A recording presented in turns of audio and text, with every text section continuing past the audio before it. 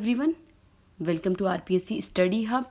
Previous video में मैंने मुक्ता राव जी की पेपर फर्स्ट और पेपर फोर्थ की कॉपी जो है वो शेयर करी है। तो अगर आपने वो वीडियो नहीं देखा है तो आप जाकर देख सकते हैं, जिसका लिंक जो है मैं वो डिस्क्रिप्शन बॉक्स में भी दे दूँगी। तो आज हम बात करेंगे मुक्ता राव जी जो आरएएस की टॉपर है, आरएएस 2018 की टॉपर है, उन्हीं के जो उन्होंने सम्यक में जो टेस्ट दिए थे उसी का जो है पेपर थर्ड। हालांकि अभी जो उन्होंने जो मेन एग्ज़ाम में दिया था आरएएस मीन्स जो आरपीएससी वाली कॉपी है वो भी आना बाकी है।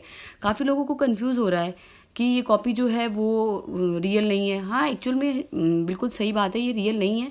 ये उन्होंने सम्यक में जब मॉक टेस्ट दिए थे उसकी कॉपी है, तो उसके पेपर थर्ड की कॉपी है। ये इसलिए मैं शेयर कर रही हूँ ताकि उसमें क्या होगा कि आपको पता लगे कि जो टॉपर्स जो है वो किस तरह से आंसर लिखते हैं। तो आगामी जो एग्ज़ाम है 2021 जो आरएएस है उसमें हमें काफ़ी हेल्प होगी। ओके, तो डिस्कस करते हैं पेपर थर्ड के बारे में। इंग्लिश मीडियम से है मुक्ता राव जी, मैं पहले भी बता चुकी हूँ ये बात।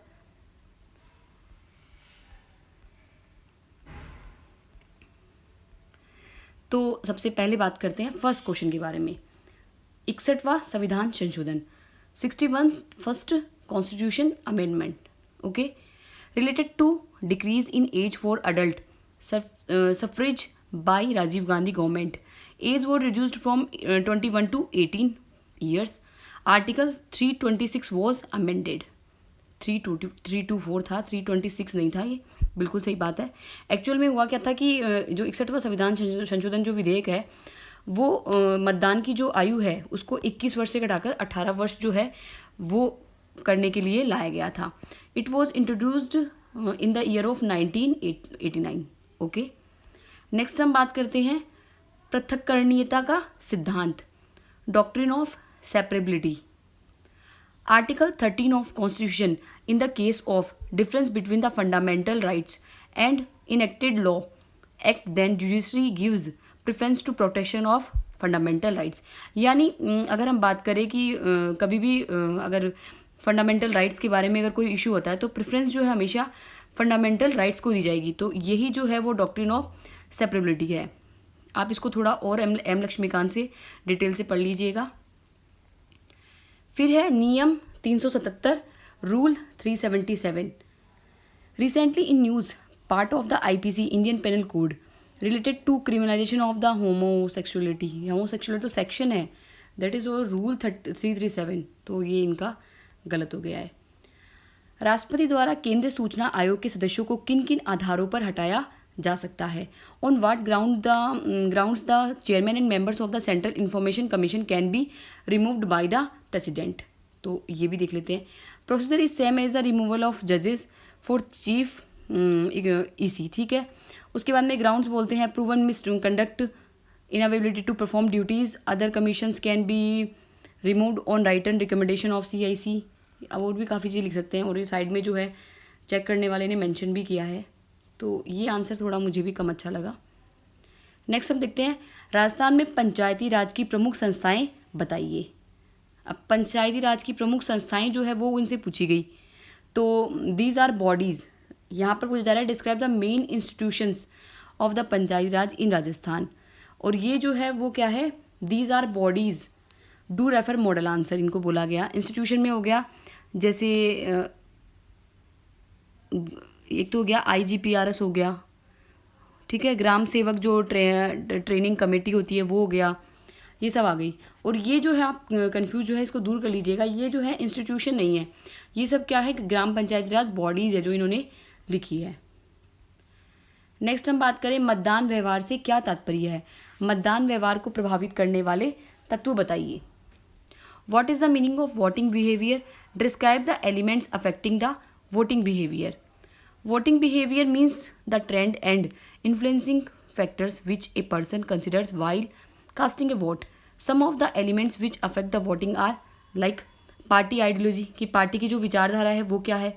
एक लीडर्स पर्सनैलिटी की, लीडर की पर्सनैलिटी क्या है। जैसे कि हम देखें नरेंद्र मोदी जी जो है हमारे पीएम, उनकी पर्सनैलिटी जो है वो कई बार अफेक्ट कर जाती है, और कई बार पार्टी की विचारधारा की वो किस तरह की पार्टी है, ठीक है, या तो वो लेफ्टिस्ट है या फिर राइटिस्ट है या फिर किस तरह की वो विचारधाराएं जो वो रखती है, ये हो गया। उसके बाद रिलीजन हो गया कि many parties are formed on religion, कई बार पार्टी जो है वो रिलीजन को लेकर भी बन जाती है। और नेक्स्ट हम बात करें, ठीक है, regionalism, parties formed on local issues get votes, जैसे रीजनल क्षेत्र के आधार पर पार्टी बन जाती है, कई बार लैंग्वेज के आधार पर जो बन जाती है, सिंपैथी गेन करने के लिए, example high vote percentage after Indira Gandhi is death, ठीक है। फिर है वार रिजल्ट्स अफेक्टेड 1971 इलेक्शंस, जैसे पास्ट एक्सपीरियंसेस भी होते हैं, हाउ द पार्टी परफॉर्म्ड, ठीक है, पास्ट में पार्टी ने कैसा परफॉर्म किया है और अभी कैसा परफॉर्म कर रही है, तो इसके आधार पर भी जो है वो फैक्टर्स माने जाते हैं। Promise of manifesto, factors mentioned and solutions, casteism. तो इस तरह से और भी फैक्टर्स आप यहाँ पर ऐड ऑन कर सकते हैं। हालांकि इन्होंने अच्छे ही लिखे हैं फैक्टर्स, काफ़ी फैक्टर्स बोले, और भी फैक्ट अगर आपके दिमाग में आते तो और भी फैक्ट आप जो है वो ऐड कर दीजिए। महिलाओं की भागीदारी ने भारत के ग्रामीण स्थानीय निकायों की कार्यात्मकता पर किस प्रकार असर डाला है, स्पष्ट कीजिए। How participation of women has affected the working of local rural bodies in India, explain. President's award to, ठीक है, miss Chhavi Raja what for her outstanding contribution as sarpanch motivational many others. Panchayati Raj mandates 1/3 participation by the woman, its effects are positive, ठीक है, positive और negative देख लेते हैं। Positive इन्होंने लिखा more focus on woman centric issues, negative में still woman in purdah are seen in the meetings, woman empowerment, reduced violence against them, equitable development of the half of the population, decisions are actually taken by their husbands, बिल्कुल correct. यानी आज भी अगर हम municipal की बात करें या फिर पंचायती राज में बात करें तो डिसीजन जो है वो एक्चुअली उनके हस्बैंड के द्वारा लिए जाते हैं।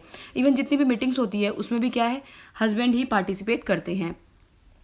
Voice is not addressed properly, और जो उनका आवाज़ जो है वो भी उनकी पूरी तरह से सुनी भी नहीं जाती है। तो इस तरह से जो है पार्टिसिपेशन जो है वो अभी तक भी लोकल रूरल बॉडीज़ में जो है महिलाओं की भागीदारी जो है वो प्रॉपर तरीके से नहीं हो पाई है। इसके अलावा इधर आप लेफ्ट साइड में देख सकते हैं, मैं आपको दिखाती हूँ।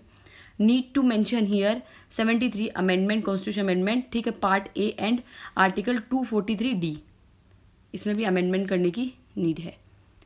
मूल अधिकार एवं राज्य के नीति निर्देशक तत्वों के 5 प्रमुख अंतर लिखिए। अब लिखना है कि हमें जो नीति निर्देशक तत्व है और मूल अधिकार दोनों में डिफरेंस करना है। तो ये तो बैक टू बैक क्वेश्चन वैसे हो गया।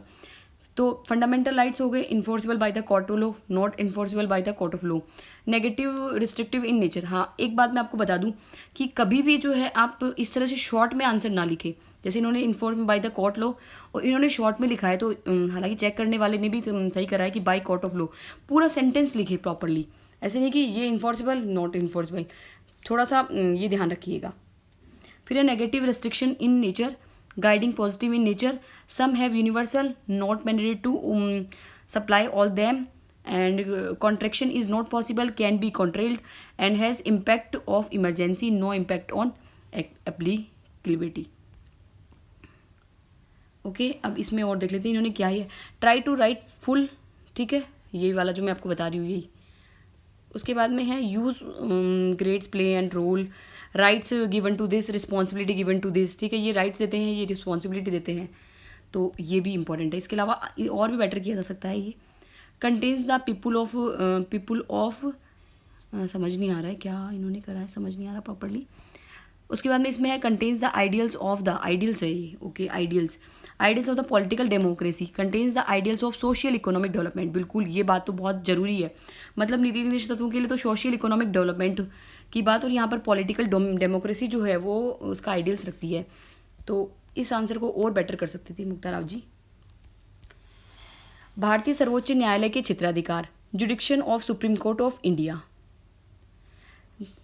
3 काइंड्स ऑफ जुडिक्शन, ओके, उसमें इन्हें लिखा original jurisdiction and appellate and review. Writ jurisdiction 5 writs, article 32, ये तो इन्होंने मेंशन ही नहीं किया, आर्टिकल 32 में भी है, आर्टिकल 226 में भी ये बात कही गई है, सॉरी 226 तो उसमें आ जाता है हाई कोर्ट का जाता है, यहाँ पर सर्वोच्च न्यायालय के क्षेत्राधिकार की बात हो रही है। इसके अलावा आर्टिकल 137 जो कि जुडिशियल रिव्यू से रिलेटेड है वो भी हो गया। देयर आर 4 इम्पोर्टेंट एंड, ये भी देख लेते हैं कि इन्होंने लिखा है 4 important judicial and 3 more are there, ये इनको मेंशन करना था यहाँ पर। आर्टिकल 131, आर्टिकल जब भी आप ये लिखे ओरिजिनल जुडिक्शन तो इसको आर्टिकल 131 में मेंशन भी करें। 5 रिट्स के बारे में इनको लिखना था, ये भी इन्होंने नहीं लिखा।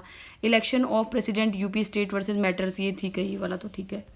उसके बाद में अपीलेट वाला इन्होंने इसमें भी आर्टिकल नहीं डाला, आर्टिकल डाला था। Review advisory to advise the president's matter, ठीक है, आर्टिकल 143 में जो है ये मेंशन है, ये वाला भी ज़रूरी था। तो ये तीनों ही जो है इन्होंने आंसर को जो है इतना प्रॉपरली नहीं लिखा। नेक्स्ट है नीति निर्माता के रूप में प्रधानमंत्री की शक्तियाँ एवं कार्य बताइए। Write the powers and functions of prime minister with respect to council of minister as policy maker. Okay, तो अब देखते हैं prime minister's contribution, head of council of the minister which is responsible for policy formation. He can also keep some important departments with him powers, guides the policy matters, heads chairs and meetings and decisions, can recommend to president for dissolution of COM. ये कभी भी short में नहीं लिखे आप, एक तो COM, ये जो है COM, इसको पूरा फुल में लिखे जब भी कभी ऐसा हो, ठीक है। PM office is central nodal agency for all scheme policies, he heads TPP 20 point programme. ये भी मुझे आंसर थोड़ा कम समझ में आया। और देख लेते साइड में जो चेकर है, कॉपी चेकर है, उसने भी काफ़ी चीज़ें मेंशन करी है। Article under which the PM functions, ठीक है, और उसमें राइट COM ये इन्होंने बोल दिया गया है कि फुल फॉर्म लिखिए एज पॉलिटी मेक्स, ठीक है। आर्टिकल 74 75 का भी यहाँ पर जो है मेंशन करना था। PM allocates different ministries to ministers and monitor their progress. हाँ बिल्कुल, समय समय पर जो है PM जो है वो मिनिस्ट्री जो है अलॉट करता है और उनके काम को भी चेक करता है। Try to avoid irrelevant info जो है वो भी ऐड यहाँ पर नहीं करनी है। बिल्कुल सही, मुझे भी ये आंसर थोड़ा कम समझ आया। नेक्स्ट हम देखते हैं 100 वर्ड्स के। अब 100 वर्ड्स के क्वेश्चन जो है वो हम यहाँ पर देखेंगे। वर्तमान समय में सार्क की अस्थिरता के क्या कारण हैं? सार्क को आसियान से क्या सीखना आवश्यक है? What are the reason of instability of SAARC in recent times? What is SAARC required to learn from ASEAN? यानी सार्क जो है वर्तमान में उसकी अस्थिरता क्यों है ये बताना था, और सार्क को जो है वो आसियान से क्या सीखना चाहिए, क्योंकि आसियान जो है भी काफ़ी एक्टिव है ग्रुप। कोविड के बाद तो थोड़ा कम हो गया है, लेकिन कोविड से पहले जो सिचुएशन थी उसमें आसियान जो है वो काफ़ी एक्टिव ग्रुप माना जाता था। Since its inception SAARC has been a major platform for resolving matters of South Asian region for its member nations. बिल्कुल सही है, साउथ एशियन रीजन के जितने भी जो देश हैं उनको जो है एक प्लेटफॉर्म जो है ये प्रदान करता है, जिसमें भी कौन कौन से हैं? इंडिया हो गया, नेपाल हो गया, श्रीलंका हो गया, भूटान हो गया, पाकिस्तान हो गया, अफगानिस्तान हो गया, ये मालदीव और म्यांमार नहीं है इसके अंदर आई थिंक, ठीक है। और recent past it has obsessed many issues for its stability, sooner of them are.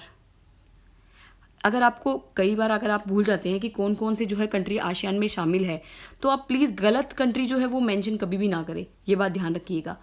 या तो आप लिखे ही नहीं, ठीक है, लिखे तो आप सही लिखिए, क्योंकि इससे क्या है एग्जामिनर पर बहुत ज़्यादा नेगेटिव इम्पैक्ट पड़ता है।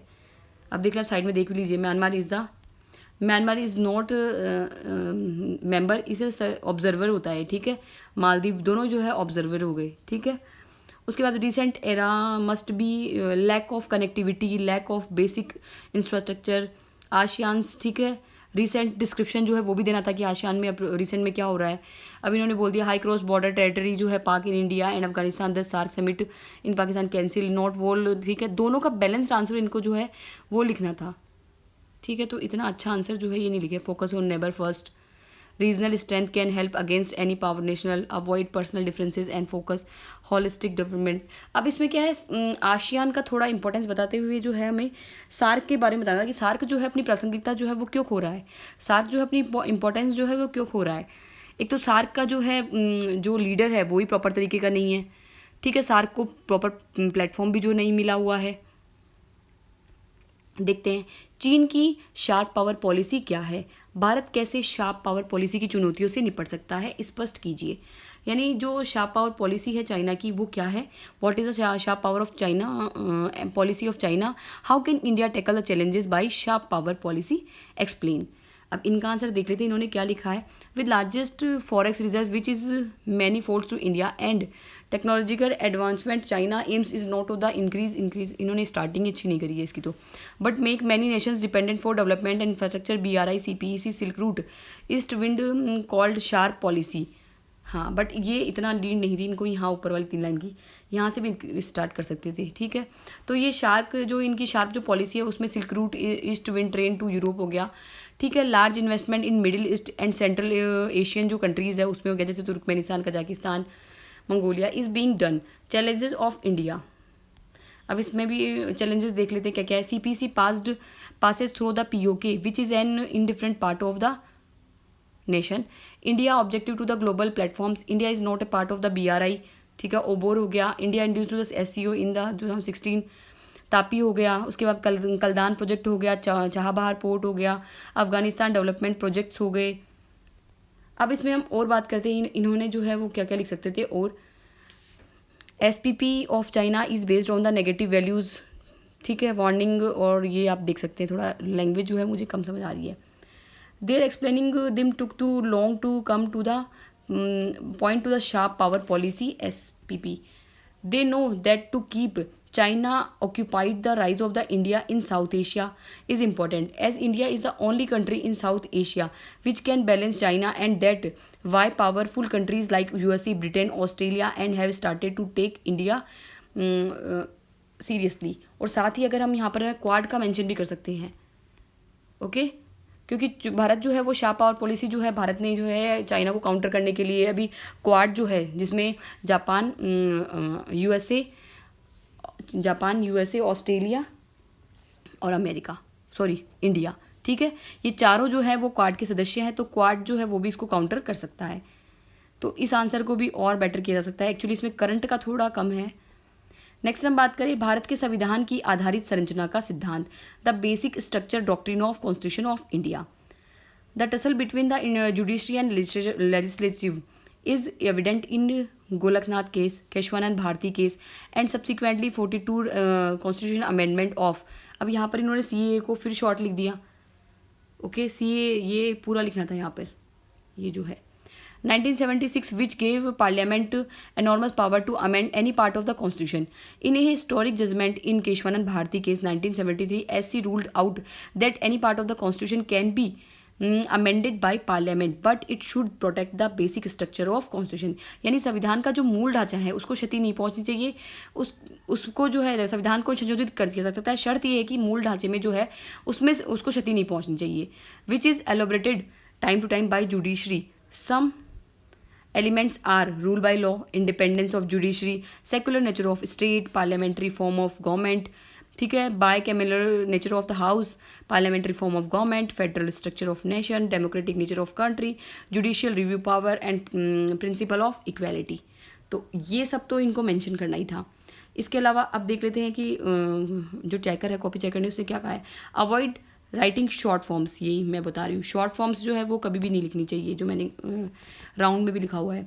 Some important cases are Indira Gandhi versus Raj Narain case हो गया, और IR जो है वो गोदा केस हो गया, मिनर्वा मिल्स केस 1980 का जो है वो भी मेंशन करता है। इसके अलावा अगर हम बात करें कि इन्होंने केशवानंद केस लिखा है, ठीक है, और जो भी जितने भी केस लिखे हैं उनकी जो है कौन से सन का जो केस है वो भी मेंशन करना था यहाँ पर। तो काफ़ी ज़्यादा लैक है, मतलब इसमें थोड़ा सा और एनरिच करने की आवश्यकता है। स्वतंत्र और निष्पक्ष निर्वाचनों के संपादन में भारतीय निर्वाचन आयोग की भूमिका का मूल्यांकन कीजिए।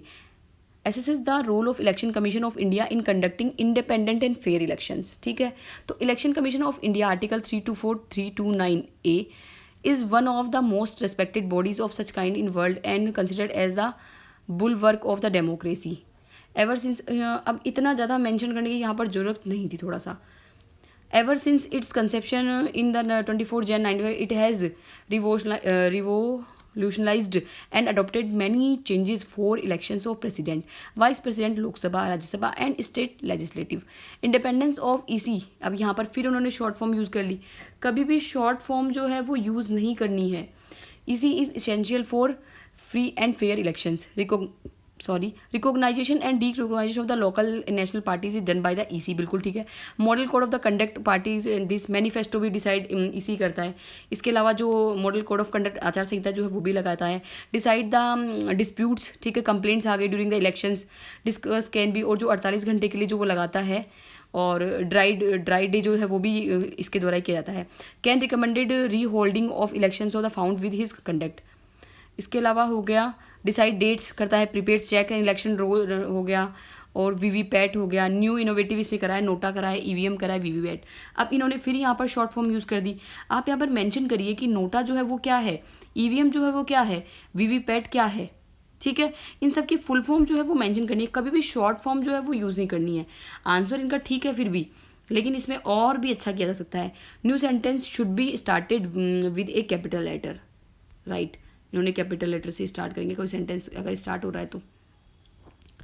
नेक्स्ट हम बात करें लूथर गुलिक के पोस्ट-कॉप दृष्टिकोण की लेविस मेरियम के अनुसार आलोचना, यानी Lewis Meriam criticism to POSDCORB theory by Luther Gulick. Luther Gulick के जो मॉडल है पोस्ट-कॉप, उसकी लेविस मेरियम ने क्या क्रिटिसाइज करा है उसी के बारे में लिखना था इसमें। Lewis Meriam stated that Luther Gulick is POSDCORB theory is very narrow which gives no importance to communication, assessment of performance and human behaviors, skill training factors. Okay, most important keyword subject matter view. Next हम बात करें लोक प्रशासन के अकादमिक पिता किसे कहते हैं, इनकी पुस्तक का नाम बताइए। Who is called the academic father of the public administration, right the name of the book written by him. ठीक है, एल.डी. वाइट जो है वो कहते हैं उनको, और उनकी बुक जो है इनके बारे में लिखनी थी ये। तो ये इन्होंने ऐसे लिखा, आंसर आप देख सकते हैं, बिल्कुल ही रॉन्ग लिखा है इन्होंने। पार्किंसन थ्योरी, ये इनको बतानी थी, पार्किंसन थ्योरी क्या है, थ्योरी क्या है, ये भी इन्होंने लिखा। ग्रेप वाइन संचार जो है, ग्रेप वाइन कम्युनिकेशन जो है, इसके बारे में बताना था।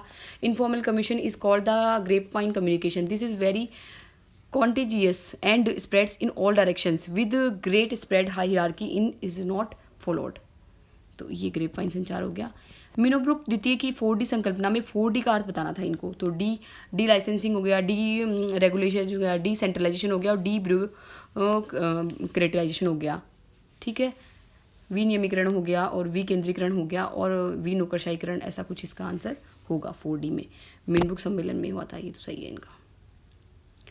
आपके अनुसार, ठीक है, अब हम बात करेंगे 50-50 वर्ड्स वालों की। आपके अनुसार एक लोक सेवा में कौन कौन से आधारभूत मूल्य होने आवश्यक है। According to you what are the necessary basic values in a public servant, explain. Second ARC, ठीक है, 10th report talks about the founding values of the public servants. According to my view some values are integrity, बिल्कुल correct, the most important of all justice, honesty, probity, impartiality, transparency, truthfulness, compassion. अब इसमें क्या है कि इन्होंने English में लिखा है ना, तो मुझे थोड़ा सा कम ध्यान आ रहा है क्योंकि मैं हिंदी मीडियम की स्टूडेंट हूँ। जो इसमें और भी चीज़ें ऐड कर सकते हैं, जैसे दृढ़ता हो गया, परसिवरेंस जिसको बोलेंगे हम, ठीक है। और उसके अलावा हम बात करें एम्पैथी, ठीक है, एम्पैथी भी इंपॉर्टेंट, एम्पैथी इन्होंने लिख दिया। सहानुभूति, जो समानुभूति होती है वो हो गया। कार्य के प्रति प्रतिबद्धता हो गया, सेल्फलेसनेस हो गया। तो ऐसे बहुत सारे पॉइंट्स जो है आप और ऐड कर सकते हैं। अब एक बार देख लेते हैं इनका क्या बोला गया है। A brief into about public servant, ठीक है, the objective of the servants is maximum public welfare and product समझ नहीं आ रहा इस, ठीक है, जहाँ तक मैं समझ पा रही हूँ कि जो पब्लिक सर्वेंट होता है उसका मैक्सिमम उद्देश्य ये होता है कि जनता की जो है वो सेवा करे, जनता की जितनी भी प्रॉब्लम्स है उनका सॉल्यूशन जो है वो दे। नेक्स्ट हम बात करें सचिवालय व निदेशालय में कोई 5 अंतर लिखिए। Right any 5 difference between the secretariat and directorate, ठीक है, ये लिखना था। तो सेक्रेटरीट हो गया और डायरेक्टरेट हो गया। तो सेक्रेटरीट में हम देखें तो पॉलिसी फॉर्मेशन करता है ये, और ये करता है पॉलिसी एग्जीक्यूशन, ठीक है, इम्प्लीमेंटेशन करता है, जबकि ये इम्प्लीमेंटेशन करता है। Headed by the chief secretary, head by the director, gives guidelines to the directorates and follows the guidelines and order received. फिर है ministries are its part and departments are its part.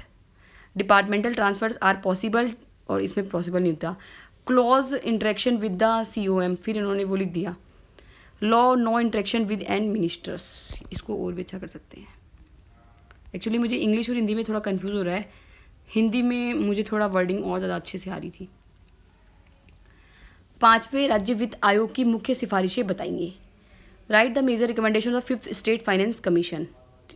5th state finance commission is headed by the doctor Jyoti Kiran, the first chairman lady any finance report recently, ठीक है, बिल्कुल भी अच्छा answer नहीं है। इसमें बता रही थी सिफारिशें क्या क्या दी गई है, कि जो ग्राम पंचायत हो उनको कितना अलॉट हुआ है, ठीक है, कहाँ कहाँ कितना पैसा जो अलॉट हुआ है, कौन से सेक्शन से कितना पैसा अलॉट होगा। तो ये आंसर तो इन्होंने अच्छा नहीं लिखा। कभी भी ऐसा आंसर पूछा जाए तो आपको सिफारिशें जो है वो बताई गई वो लिखनी है, एक्स्ट्रा बातें जो आपको नहीं लिखनी है। लोक प्रशासन के सिद्धांतों का स्वर्ण युग, golden age of principles of public administration. The period of 1893-1931 is considered as the golden age of principles because it witnessed the widespread acceptance of public administration as a separate discipline. Research was initiated. Theories हो गई, scientific management theory हो गई, Fayol की classical theory हो गई, human relation theory हो गई, bureaucratic theory हो गई, मुन और रेले की हो गई। उसके अलावा many other philosophers like the MP Follett हो गई, उसकी पावर थ्योरी हो गई। ओके, मतलब इन्होंने काफ़ी थ्योरी को जो है कवर करने की कोशिश करी है। बट इसको और आप जो स्वर्ण युग देखेंगे उसमें और भी चीज़ें आप ऐड कर सकते हैं, इधर दिया भी है आई थिंक। हाँ, द बिटवीन द 1927 से लेकर 1937 तक रहा ये गोल्डन पीरियड। और thinkers related to the above said is पर कूल पता नहीं सा, एक तो समझ में नहीं आ रहा, प्लेड ए पावरफुल रोल, पता नहीं पावरफुल रोल आई थिंक। ठीक है, विल बॉय। नेक्स्ट चलते हैं।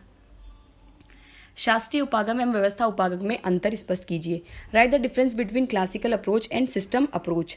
क्लासिकल अप्रोच और सिस्टम अप्रोच देख लेते हैं। Focus on rule of thumb and systemic focus on goals of system, no scientific basics and clear division of this. फिर stricter procedure, open system, no this and this. तो आप देख लीजिए, जो इंग्लिश मीडियम के स्टूडेंट है वो इसको आप गौर से देख लीजिए, स्क्रीनशॉट भी ले सकते हैं। बाकी अगर आप हमारे टेलीग्राम चैनल को ज्वाइन करेंगे तो वहाँ पर इसकी PDF जो है वो भी अवेलेबल हो जाएगी। तो अगर आपको इसकी PDF चाहिए तो आप टेलीग्राम चैनल जो है हमारा ज्वाइन कर लीजिए। भारत जैसे, और उसका लिंक जो है वो डिस्क्रिप्शन बॉक्स में गिवन है। भारत जैसे विकासशील देशों में प्रशासन की समस्याएं लिखिए। Right the problems of administration in a developing country like India. यानी भारत, तो इंडिया में कौन कौन सी प्रॉब्लम्स है एडमिनिस्ट्रेशन को लेकर वो दिखते हैं।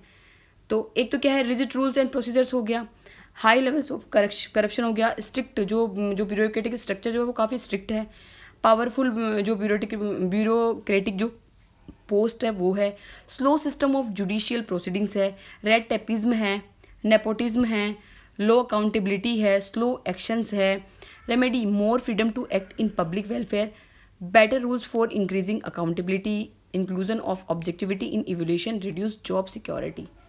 तो ठीक है, ये आंसर उन्होंने ठीक लिखा है।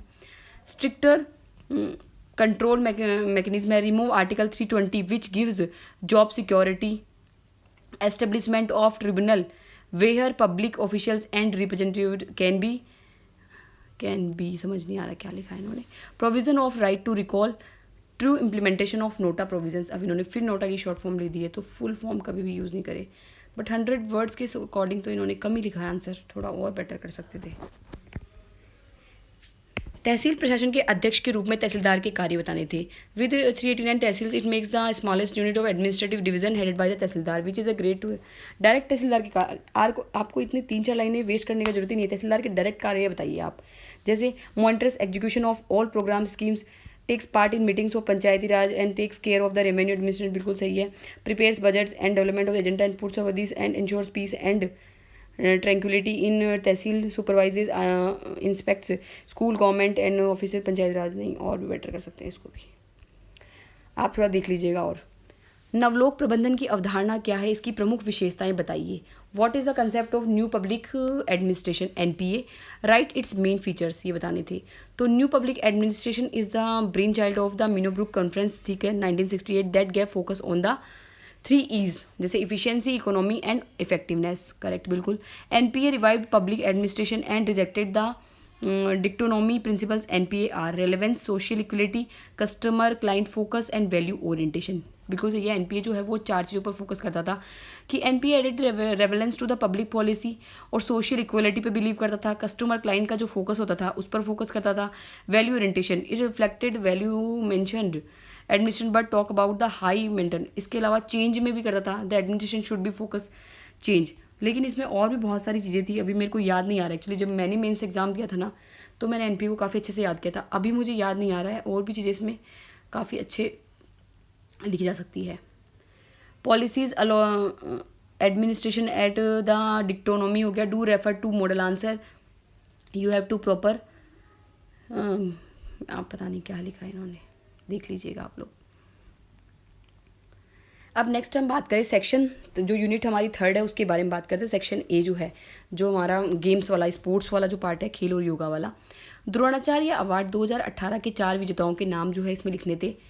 ठीक है, तो वो तो अब करंट से रिलेटेड होता है, क्योंकि अब ये 2018 की बात है, तो आप नया देख लीजिएगा। पंचायत युवा क्रीड़ा और खेल अभियान योजना के क्रियान्वयन हेतु पंचायत स्तरीय कार्य समिति के सदस्यों के नाम भी जो है वो यहाँ पर लिखना था। उसके अलावा बात करें देवेंद्र झाझड़िया, ठीक है, जो पैरा एथलीट हमारे जेवलिन थ्रोअर है, चूरू से बिलोंग करते हैं। राजीव गांधी खेल रत्न मिल चुका है इनको, बिल्कुल करेक्ट है। उसके अलावा महाराणा प्रताप अवार्ड भी मिल चुका है। रियो डी जेनेरो में इन्होंने 2016 में गोल्ड मेडल जीता था। एथलेटिक्स पैरा ओलंपिक 2004 में gold medal, world record holder है। और इस बार के जो पैरा ओलंपिक्स होंगे जो हमारे टोक्यो में, उसमें भी जो है ये पार्टिसिपेट कर रहे हैं। खेलों में प्राथमिक चिकित्सा के क्या उद्देश्य हैं? What are the objective of primary medical in sports? To provide immediate help to reduce risk of higher magnitude, to cure minor injuries and to remove the fear of medical emergency. ठीक है। वर्ष 2016 के para Olympic खेलों में पदक जीता था भारतीय खिलाड़ियों के नाम और उनके द्वारा जीते गए पदकों के नाम भी लिखे थे। Devendra Jhajharia gold javelin throw में, इसके अलावा मरियम थंगवेल और दीपा मलिक, बिल्कुल करेक्ट।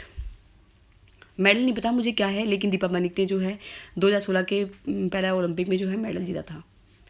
नेक्स्ट हम बात करें राजस्थान सरकार की खेल नीति 2012-13 के कोई 5 उद्देश्य। राजस्थान की खेल नीति आई थी 2012-13, तो खेल नीति जो है वो अपडेटेड आप याद कर लीजिएगा।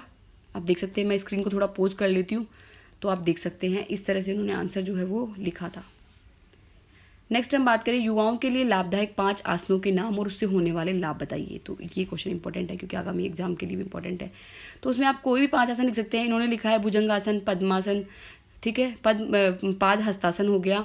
उसके अलावा वृक्षासन इन्होंने लिखा है, और वज्र आसन लिखा है, और मत्स्य आसन जो है इन्होंने लिखा है। तो आप जो भी आसन लिख रहे हैं उसके बारे में डिस्क्राइब करते हुए आप 5 आसन जो है वो कोई भी बता सकते हैं।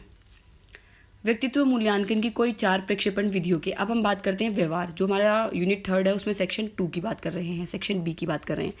तो उसमें हम व्यवहार बिहेवियर की बात करें तो बिहेवियर में है write the names of any 4 test of personality assessment.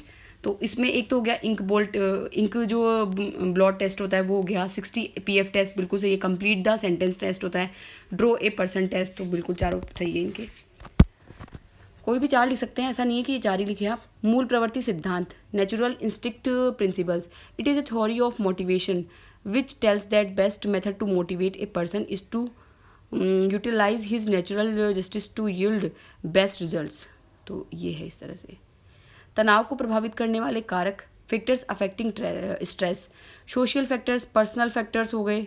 तो सोशल में इन्होंने डेथ ऑफ रिलेटिव हो गया, वर्क स्ट्रेस हो गया, नॉइजी नेबरहुड हो गया, स्कार्सिटी ऑफ रिसोर्सेज हो गया। पर्सनल फैक्टर्स में हो गया बैड हेल्थ हो गई, नॉट मेट गोल्स हो गया, expectations of high level, argument, ठीक है। एनवायरमेंटल फैक्टर्स भी होते हैं, पॉल्यूशन, साउंड सी भी हो गए।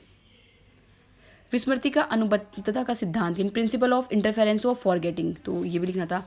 2 टाइप ऑफ रेट्रोस्पेक्टिव होता है एक तो, ठीक है। तो रेट्रोस्पेक्टिव में क्या होता है कि when new memory replaces old, like my old mobile number, breakfast, ठीक है। जब पुरानी मेमोरी जो है वो नई मेमोरी को ओवरलैप कर लेती है तो हम रेट्रोस्पेक्टिव। फॉरवर्ड इंटरफेस में होता है which impact the past memory is seen a new, ठीक है। एग्जाम्पल हो गया, अब इन्होंने ईजी भी छोड़ दिया, ठीक है। Calling new friend with old name, तो इस तरह से जो है ये है, इन्होंने साइड में लिखा है try to stick to word illicit, ठीक है। फिर डेनियन गोलमैन के अनुसार संवेगात्मक बुद्धि के घटक जो है इनको बताने थे। तो इसमें भी self assessment, self realisation, motivation, इसमें कुछ कमी है इस आंसर में, ठीक है। तो फिर भी 2 नंबर दिए हैं, ओके। नेक्स्ट हम देखते हैं हसबर्ग का कार्य अभिप्रेरणा का सिद्धांत, हसबर्ग्स कॉन्सेप्ट ऑफ वर्क मोटिवेशन, ठीक है। मोटिवेशन का जो है ये इनको आंसर लिखना था। Herzberg in his work motivation theory stated that factors that affect the production can be classified into 2 categories, hygiene factor and motivators. Try to explain it in relevant sentence, you need to join relevant explanation, okay. तो ये भी इन्होंने जो है ठीक ठीक लिखा है कि हाइजीन फैक्टर में होता है essential but don't motivate, salary हो गया, एडिक्वेट वर्क कंडीशंस हो गया, सेफ एनवायरनमेंट हो गया। जबकि अगर हम मोटिवेशन का note essential but highly described हो गया, कॉर्पोरेटिव मैनेजमेंट हो गया, पार्टिसिपेटरी डिसीजन हो गया, रिवार्ड्स रिकॉग्नाइजेशन हो गया। नेक्स्ट हम बात करें संज्ञानात्मक विकास की मूर्त सक्रियात्मक अवस्था को समझाइए। Describe the concrete operational stage of cognitive development बतानी थी। तो कॉग्निटिव डेवलपमेंट डिपार्टमेंट मीन्स हो गया learning of the cognitive ability जो सच एज वर्ड्स, रीजनिंग, ठीक है, लैंग्वेज एक्सेट्रा। 0 to 3 ईयर्स में क्या करते हैं, 4 to 10 ईयर्स में क्या करते हैं, ठीक है, इनरिचमेंट स्टेज हो गई। इस तरह से जो है, और एक बार देख लेते हैं साइड में भी क्या इन्होंने मेंशन करा है। Cognitive development theory was given by the Jean and जेवर, ठीक है, जेनर Jean and Piaget, and you need to explain here the operational stage, try not generalize your answer, ठीक है। ये आंसर इन्होंने अच्छा नहीं लगा तो इनको भी थोड़ा कमेंट मिला। नेक्स्ट हम बात करें विधि की, जो थर्ड सेक्शन आ गया हमारा विधि, लॉ। ऑस्टिन के अनुसार स्वामित्व को परिभाषित कीजिए। As per the Austin ownership has 3 element, right of continued use of the company, right of win, ठीक है, ये बहुत अच्छा कर सकते हैं। अधिकार और कर्तव्य में अंतर बताने थे, तो 2 अंतर, ये तो आपको याद ही कर लेना है, अधिकार और कर्तव्य में अंतर, इस तरह से। नेक्स्ट हम बात करें मॉर्फिंग। मॉर्फिंग जो है साइबर क्राइम है। इसमें pretend to someone else them self to gain, no no no no, ठीक है। इसमें मॉर्फिंग में क्या होता है कि एक व्यक्ति का जो पिक्चर जो है, ठीक है, बॉडी जो उसकी रहती है, लेकिन उसकी फ़ोटो जो है वो चेंज करके दूसरे की फ़ोटो जो है वहाँ पर लगा दी जाती है। तो उसमें क्या होता है, मिक्स एंड मैच कर दिया जाता है फ़ोटोज़ का। तो हमें लगेगा कि वो व्यक्ति जो है वो रियल है, ठीक है, वो पर्सन लगेगा कि ये रियल इंसान है, लेकिन उसका चेहरा जो है वो किसी और का होता है और उसका बाकी अदर पार्ट बॉडी जो है वो किसी और की होती है। कृषक से क्या तात्पर्य है, what is the meaning is term farmer, section 5(3), ठीक है, ये तो लॉ से रिलेटेड टॉपिक है, इसको तो थोड़ा याद ही करना पड़ता है बार बार, तो आप देख लीजिए। मैं तो बिल्कुल भूल चुकी हूँ, अभी वापस से सब रिवाइज करूँगी तब सब याद आएगा। राजस्थान सूचना आयोग के मुख्य सूचना आयुक्त एवं अन्य आयुक्तों के नाम लिखिए। तो ये बतानी थी, तो उस टाइम पे राजस्थान सूचना आयोग के कौन थे, तो अब अभी आप रिसेंट का जो है वो याद कर लीजिएगा। क्या पंजीकृत संस्थाओं का आपराधिक दायित्व होता है, does the registered society have criminal liability, तो ये भी थोड़ा विधि से रिलेटेड है। नेक्स्ट, राजस्थान भू राजस्व अधिनियम 1956 के अनुसार स्वामी से क्या अभिप्रेत है, what is the meaning of owner according to Rajasthan land revenue act 1956। As per the Land Revenue Act 1956, the owner of the land is the state ultimately. In order, reference of the proposed owner is the one of the who registered in the land records in the state of खातेदार खुदाबख्श, यानी जो खातेदार खुदाबख्श में जो है ना, खुदाबख्श में जो रजिस्टर होता है, ठीक है, वो जो होता है लैंड ओनर होता है। At present 76 lakh such land owners are registered, okay. In individual और an agent is manager a person having owning interest in a land और प्रीमाइसेस। इस तरह से जो है इन्होंने आंसर जो है वो दिया है। तो आज हमने डिस्कस करी मुक्ता राव जी की कॉपीज़ के बारे में। नेक्स्ट वीडियो में मैं जो है मेरी कॉपीज़ जो है वो भी लेकर आऊँगी कि मैंने जो है वो टेस्ट में क्या क्या आंसर लिखे हैं, तो मैं मेरी कॉपीज़ जो है वो भी शेयर करूँगी। So thank you for watching this video.